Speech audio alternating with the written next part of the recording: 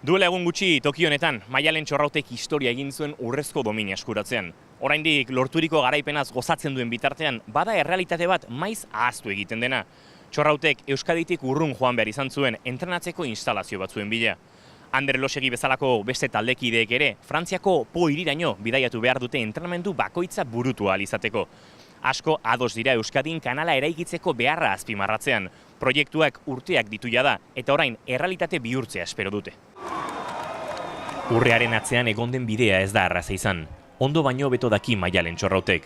Lasartearrak aitortzen du urte hauetan guztietan izan dituen zailtasunek indarra eman diotela olinpiar kirolaren gorenera heltzeko. Guztiok bide batetik edo bestetik,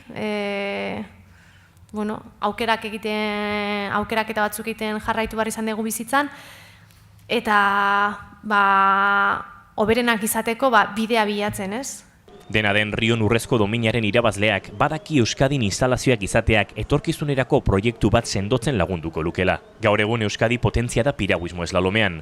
Potentzial eta gaitasun hori Euskadin geratu eta garatzea da orain falta dena. Kanal bat eukiko bagenu, izan beharrean Irati, Joan, Ander, Miren, Nabas, behatzekin kontatu daitezkenak izan beharrean, ezingo genuke guztion behatzekin kontatu ez.